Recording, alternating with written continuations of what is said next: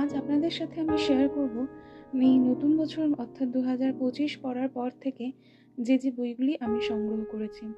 হ্যাঁ, আমার কোনো বইমেলা বুক হল ভিডিও আসেনি, তার কারণ আমি বইমেলা থেকে কোনো বই সংগ্রহ করিনি। প্রধানত আমি বইমেলাতে দেখতে যাই, হাতে ধরে সামনে থেকে দেখা যায় বলে আমি বইমেলাটা ভিজিট করি। আমি বরাবরই বইমেলা থেকে কিনি না, তার কারণ আমার বাড়ি যেহেতু কলকাতায়, তাই কলেজ স্ট্রিট আমার কাছে ভীষণ অ্যাভেলেবেল। আমার যাতায়াতের রাস্তাতেই পড়ে, তাই আমার মনে হয় যে বইমেলার 10% ডিসকাউন্টের থেকে কলেজ স্ট্রিটে এমনি সময়ের 20%, 20 না, অনেক বেশিরভাগ বইতে 25% পাওয়া যায়। 25% ডিসকাউন্টটা অনেক বেটার। এছাড়াও আমি মূলত বই সংগ্রহ করে থাকি বিভিন্ন ছাড় চলাকালীন, প্রকাশনীগুলো থেকে যে সমস্ত ছাড়গুলো চলে সেরকম ছাড় চললে আমি তখন বইগুলো সংগ্রহ করি। যেমন এই রিসেন্টলি 1 মার্চ থেকে একটি ছাড় শুরু হয়েছে মিত্র ঘোষের, 30% অফ দিচ্ছে ওরা নতুন প্রকাশিত বইগুলির ওপর। সেখান থেকেও আমি 4টি বই সংগ্রহ করেছি সেই ছাড় থেকে। এইরকম ছাড় দিলে আমি বইগুলি সংগ্রহ করে থাকি। আচ্ছা, প্রথমেই যে বইটির কথা আজকে বলবো সেটি নিভৃত কুহক, দেবলীনা চক্রবর্তীর লেখা। বইটি অভিযান পাবলিকেশন থেকে প্রকাশিত হয়েছে।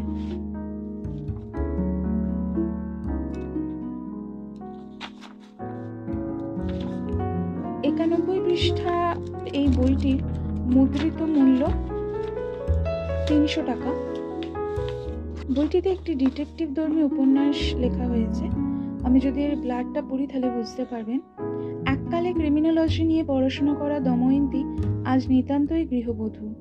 অধ্যাপক স্বামীর চাকরির সূত্রে উত্তরবঙ্গ ছেড়ে আপাতত ইস্পাত নগরী দুর্গাপুরের বাসিন্দা।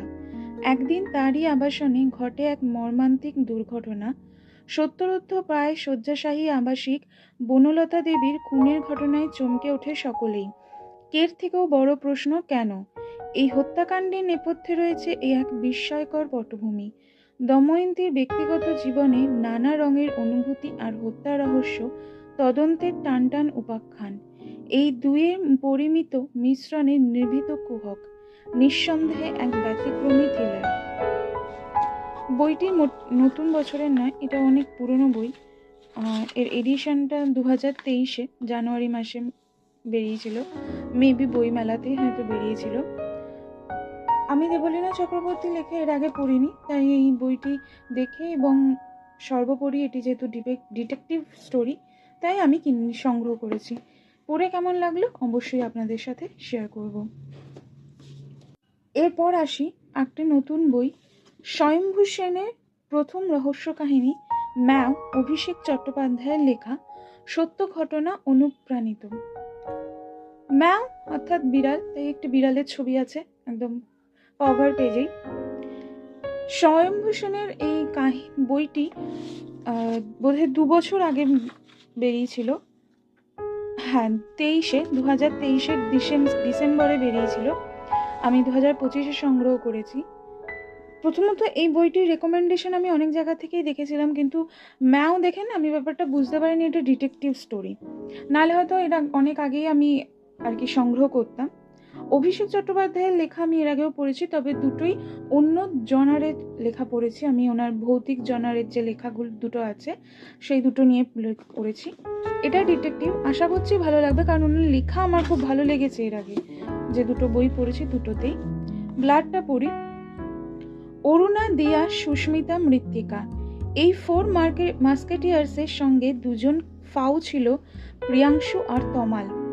সময়ের চোরাপথে জীবনের জটিল সমীকরণে এরা নিজেদের হারিয়ে ফেলেছিল। পরিণাম ভয়ানক বিভৎস মৃত্যু। আর সেই যমদূতের সংকেত বয়ে আনত একটি বিড়ালের ডাক, মেয়াও। কিন্তু কেন? কেসটা নিজেই হাতে নিল লালবাজারের তরুণ গোয়েন্দা স্বয়ম্ভু সেন, সঙ্গে যোগ্য সহকারী শিবাঙ্গী বসু। গোয়েন্দাকে চ্যালেঞ্জ ছুড়ে তারই সামনে খুন হয়ে যাচ্ছে একের পর এক, এমনকি খুনের ভিডিও পাঠিয়ে জানিয়ে দিচ্ছে ঠিক কিভাবে খুন করা হচ্ছে। কিন্তু বিড়ালের ডাকের সঙ্গে এই নরহত্যার সম্পর্ক কি? এই কেসের সমাধান করতে না পারলে স্বয়ম্ভুকে বেছে নিতে হবে স্বেচ্ছা সাজা, যাবজ্জীবন অথবা ফাঁসি। স্বয়ম্ভু কিভাবে রহস্যের ঝুলি থেকে আসল বিড়ালটাকে খুঁজে বের করবে? কিভাবেই বা বন্ধ হবে শহর জুড়ে রক্তের হোলি খেলা? বইটি ডিটেকটিভ ধর্মী যেরকম হয়ে থাকে,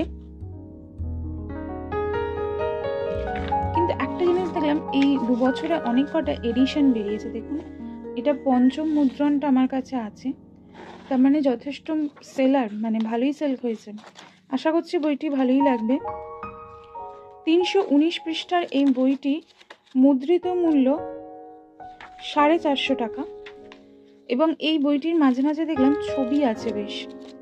এটা দেখে খুব ভালো লাগলো, কারণ একঘেয়ে পড়তে পড়তে ছবি থাকলে না সেটা ভালো লাগে সেই বইগুলো। এই সিরিজেরই আরেকটি বই এই বইমেলাতেই প্রকাশিত হয়েছে, সেটা হলো স্বয়ম্ভু সেনের দ্বিতীয় রহস্য কাহিনী কথাকলি কোথায়। আচ্ছা, এই বইটাও মুদ্রিত মূল্য 450 টাকা। বইটার 256 পেজের, এটাও রহস্য কাহিনী, এটা তো লেখাই আছে। এবার এর ব্লাডটা পড়ে দেখি। এমএলএ সোমেন সরকার একসময় শিশু পাচারের সঙ্গে নাম জড়িয়ে থাকলেও প্রমাণ মেলেনি। গুপ্ত খবর এখন মেয়ে পাচারের সঙ্গেও নাকি যুক্ত। তারই একমাত্র মেয়ে কথাকলি নিরুদ্দেশ। পাচারকারীর মেয়ে পাচার হয়ে গেল নাকি খুন? পালিয়েও যেতে পারে, কিন্তু কেন? দায়িত্ব বর্তালো গোয়েন্দা স্বয়ম্ভু সেনের কাঁধে। রহস্যের কানাগলি বেয়ে ছুটতে ছুটতে কেঁচো কুড়তে বেরিয়ে এলো কাল সাপ। কে, কেন, কিভাবে খেলছে? খেলার মধ্যে চলেছে নাকি অন্য খেলা? এ শহরের কাছে গোয়েন্দা স্বয়ম্ভু হয়ে উঠল পর্ন স্টার। আরও সামাজিক সহকারী শিবাঙ্গী বসুর আরও মর্মান্তিক সহকারী শিবাঙ্গী বসুর শ্লীলতাহানি। খুঁজতে খুঁজতে কি অন্ধকারে স্বয়ম্ভু আর শিবাঙ্গী নিখোঁজ হয়ে যাবে অন্ধকারের অতলে? গোয়েন্দা মানেই সে সবকিছু সমাধান করতে পারবে এমন তো নাও হতে পারে। নাকি পারবে? খুঁজে পাবে কথাগুলিকে। অর্থাৎ মনে হয় আগের যে রহস্য কাহিনীটা, অর্থাৎ ম্যাওয়ের থেকেও এটা হয়তো আরো ভয়ঙ্কর, আরো জটিল কাহিনী, যে কোথাও গিয়ে মনে হবে যে হয়তো স্বয়ম্ভু সেই কাহিনীটাকে, মানে কাহিনী না, মানে সেই কেসটাকে আর সলভ করতে পারছে না। দেখা যাক পড়ে কেমন লাগে। আশা করছি দুটো বই খুব ভালো লাগবে। হঠাৎ দেখা সিজার বাগচি, এরপরে বইটি মিত্র ঘোষ থেকে প্রকাশিত, 300 টাকা মুদ্রিত মূল্য। বইটির পেজ সংখ্যা 164। বইটির পেজ সংখ্যা কি বলছে, ব্লাডটা পড়ে দেখি। অজন্তার গুহাচিত্র দেখতে গিয়ে অভিজিতের সঙ্গে হঠাৎ দেখা মৈত্রেয়ী। সঙ্গে ছিল ওর স্বামী দিব্যেন্দু। সেই বয়স সন্ধি থেকে ছিল অভিজিৎ মৈত্রেয়ীর সম্পর্ক, কিন্তু মৈত্রেয়ীর মা জোর করে দিব্যেন্দুর সঙ্গে মেয়ের বিয়ে দেন। সেই থেকে দুজনের ছাড়াছাড়ি। এরপর মহুয়ার সঙ্গে অভিজিতের বিয়ে হয়। সেই বিয়ে ভেঙে যায়। এত বছর বাদে অজন্তায় ঘুরতে ঘুরতে অভিজিৎ আবার মৈত্রেয়ী প্রেমে পড়ে। সাড়া দেয় মৈত্রেয়ীও, কিন্তু অভিজিৎ ভাবতে পারেনি সেই পুরনো সম্পর্কের সূত্র ধরে একজন কোনো কুটিল পরিকল্পনা সন্তর্পণে বুনে চলেছে। কি রয়েছে এই ভালোবাসার আড়ালে? অজন্তা ইলোরার পটভূমিতে লেখা সিজার বাগচির উপন্যাসে পরতে পরতে রয়েছে সেই চমক, যা শেষ পর্যন্ত টেনে নিয়ে যাবেন পাঠককে।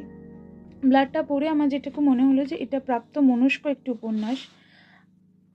এর যে এই প্রচ্ছদটি খুব সুন্দর, আমার খুব ভালো লেগেছে এটা।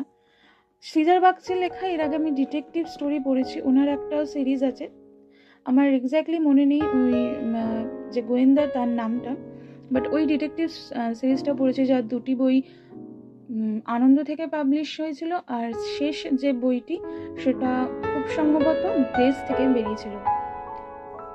দেখা যাক এটা পড়ে কেমন লাগে। অন্য জনারের একটা লেখা পড়ব। এবার আসছি সায়ন্তনী পদতুণ্ডন দেবতার গ্রাস।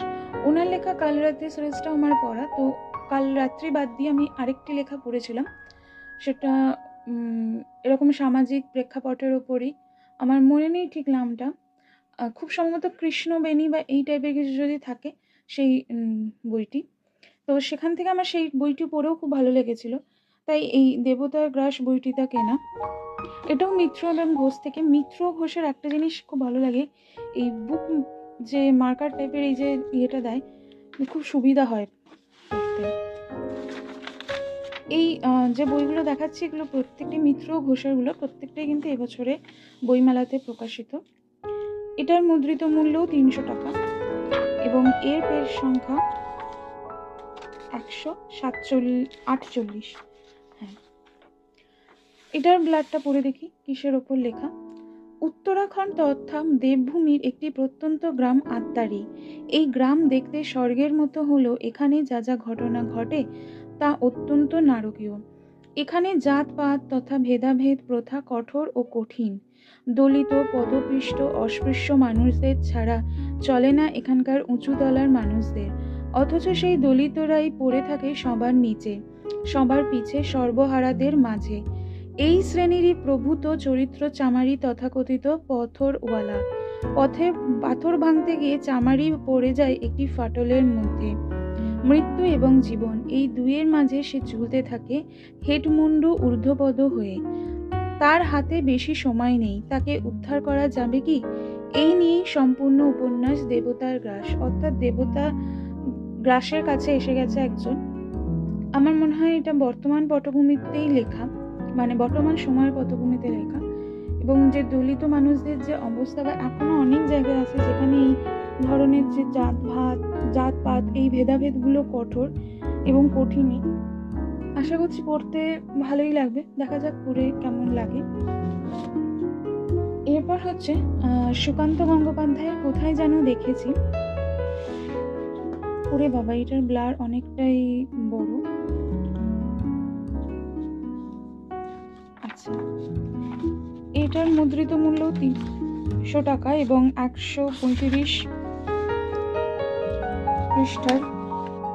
দীপ কাপুর যে অভিযানগুলো সেগুলো আমার পড়া, তিস্তা দেবেই পড়া, তরঙ্গ ওঠে পড়া, চিত্রপটটাও কিনেছি কিন্তু এখনো পড়া হয়নি, দুঃখের বিষয়। তো ওনার এই যে তিস্তা দেবেই এগুলো খুব ভালো লেগেছে, সেখান থেকেই এই বইটি সংগ্রহ করেছি। উপন্যাসের নায়িকা অবন্তী অতি সাধারণ দেখতে, কিন্তু তার ব্যক্তিত্ব চোখে পড়ার মতো। কলকাতার নিকটবর্তী মফস্বলে বড় হয়েছে অবন্তী। প্রগতিশীল ও সংস্কৃতি মনস্ক বাবার প্রভাবে সে আজ কলকাতার এক মাঝারি নাট্যদলের নিয়মিত অভিনয় শিল্পী এবং সরকারি কর্মচারী। অবন্তী বিয়ে করল খানিকটা আবেগতাড়িত হয়ে। সৈকত, শিক্ষা দীক্ষা এবং বংশ পরিচয়ে অবন্তীর সমকক্ষ নয়।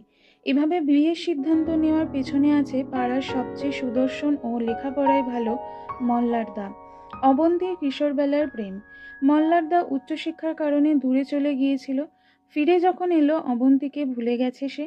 অন্য মেয়ের সঙ্গে বিবাহের দিন স্থির হয়ে গেছে তার। ভেঙে পড়ল অবন্তী। হয়তোবা মল্লারদাকে দেখাতেই তড়িঘড়ি বিয়ে করলো তার নাট্যদলে আসা নতুন সদস্য সৈকতকে। তাদের চূড়ান্তভাবে ঠকল সে। নির্মম এবং মারাত্মকভাবে ঠকে যাওয়াটা চোখে আঙুল দিয়ে দেখিয়ে দিল সৈকতেরই বন্ধু এবং ওদের পাড়ার ছিলেন দীপ্তমান। ছেলেটি খুবই মেধাবী এবং আলাভুলো টাইপের। দীপ্তমানের দাবি অবন্তী তার চেনা, তবে কোথায় দেখা হয়েছে মনে করতে পারছে না। চেনা বলেই অবন্তীর উপকার করতে চাইছে সে। অবন্তী কিন্তু মনে করতে পারে না দীপ্তমানকে। অবন্তী ফিরে আসে বাপের বাড়িতে। অফিসের কলিগ চন্দন তখন তার ভাঙা মনের আশ্রয়। চন্দনও ধোঁকা দেয় অবন্তীকে। ঠকে যাওয়ার স্মারক নিয়ে অবন্তী বাবার বাড়ি ছেড়ে একা ভাড়া বাড়িতে থাকতে শুরু করে। দীপ্তমান তার পিছু ছাড়ে না। অবন্তীর সকল কষ্টের পাশে এসে সে দাঁড়ায়। অবন্তী নিশ্চিত দীপ্তমান আগে কখনো তাকে দেখেনি, কোনো পূর্ব পরিচয় ছিল না। তাহলে কি অবন্তী তার মানুষ প্রেমিকা? অবন্তীর মতো এত সাধারণ দেখতে মেয়ে কারোর মানুষ প্রেমিকা হয় কি করে? অর্থাৎ এই উপন্যাসটি অবন্তী এবং তার জীবন কেন্দ্রিক উপন্যাস, একটি জীবনকে নিয়ে ঘটে চলা ঘটনাগুলো নিয়ে লেখা। আশা করছি ভালো লাগবে, যেহেতু ওনার আগের লেখাগুলো আমার খুব ভালো লেগেছে এবং এটাও ভালো লাগবে। কোথায় যেন দেখেছি, মানে এটা দীপ্তমান, খুব সম্ভবত নামটা পড়লাম, দীপ্তমানের দিক থেকে লেখা হয়েছে যে অবন্তীকেও কোথায় যেন দেখেছি। শেখর মুখোপাধ্যায়ের চর্যা রহস্য আমার পরবর্তী বই। শেখর মুখোপাধ্যায়ের কোনো লেখাই আমি পড়িনি, এটি আমার প্রথম পড়ব এই লেখাটি। পরস্পর কয়েকটি বৌদ্ধ পুরাকৃতি চুরি যায়। তস্কর প্রতিটি জায়গাতেই তুলট কাগজে লিখে রেখে যায় প্রাচীন এক বৌদ্ধ চর্যাপদের দুটি পংক্তি। চুরি যাওয়া জিনিসটির সঙ্গে 1000 বছরের পুরনো চর্যাগীতির কি সম্পর্ক? পুরাকীর্তি চোর কিছু বলতে চায়, নাকি পুলিশ ও গোয়েন্দাদের বিভ্রান্ত করাই তার উদ্দেশ্য। রহস্যের কিনারার লক্ষ্যে শুরু হয় গোয়েন্দার দৌড়। কলকাতা, দার্জিলিং, দুংহুয়াং, কাশগড়, কারাকোরাম হাইওয়ে, ইসলামাবাদ, করাচি, বন্দর, আব্বাস, তথাকথিত রেশম পথের কিয়দংশ জুড়ে। রেশম পথ অর্থাৎ সিল্ক রুট। আশা করছি খুবই ভালো লাগবে এই বইটি, যেহেতু ডিটেকটিভ ঘরানার, আমার সবচেয়ে প্রিয় ঘরানা এটা। এবং এই বইটি পৃষ্ঠা সংখ্যা 254, মুদ্রিত মূল্য খুব সম্ভবত এই বইটির 400 টাকা। এই বইটির মুদ্রিত মূল্য 400 টাকা। দেখা যাক পড়ে কেমন লাগে। চর্যা রহস্য অর্থাৎ চর্যাপদের উপর আমার সবচেয়ে প্রিয় লেখকের একটি বই আছে, চৌথুকী চর্যাপদ, অবশ্যই প্রীতম বসু। এর যে রিভিউটা সেটাও ডিটেলসে দেওয়া আছে আমার এই চ্যানেলে, চাইলে দেখতে পারেন। এটা নেক্সট বই যেটা চর্যার ওপর পড়বো, দেখা যাক পড়ে কেমন লাগে।